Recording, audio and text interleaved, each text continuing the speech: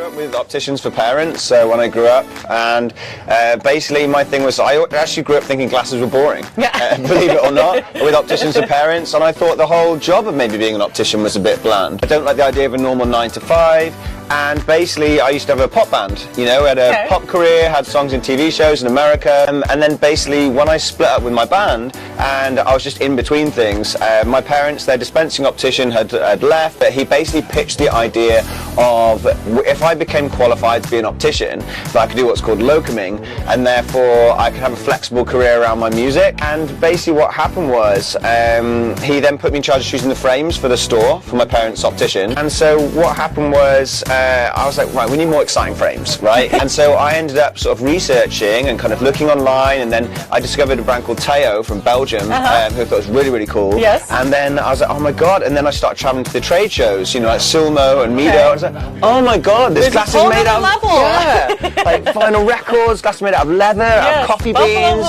buffalo horn. So then I was like, oh my god, all this cool stuff, and I need to, the general public needs to know that there's all this cool eyewear out there. So it's really difficult for a lot of people to know what glasses suit them. You know, I get listening to you as an optician, telling me about the vision, the health of my eyes, but in terms of giving you style advice, you know, what's kind of your positioning there? So I trained in London as a personal stylist to learn everything I could about style, you know, full outfits, everything from what sort of like would complement body shapes to what colours would suit us.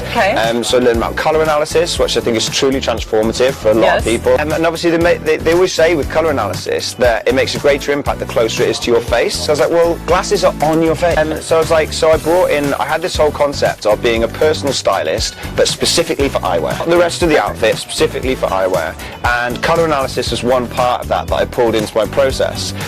So, you know, 10 years after doing all of this, I launched the Eyewear Stylist in about 2021. And you come in, we can let you know, we go through all the right conversations, what sort of colours will suit your skin tone, we can do a colour analysis there as well. Your color, you're picking out the good colors for their skin tone and what complements them. And then you had people that were like, hey, you know your stuff enough. Well, one of the most crazy things, so we're here in Palm Springs right now. I had a client fly from Los Angeles to come and see me and be styled in glasses by me. I'm staying with my client's like mum down the corner in Palm Springs. And so it's so, in the modern world now, everything's so international. And I've had numerous clients like fly across from me to come and see me. I've been styling people in Dubai, in like Nigeria, in Australia, in America, you know, and I end up actually referring clients to other opticians as well. So I kind of like, this is where everything's just evolved really organically for me.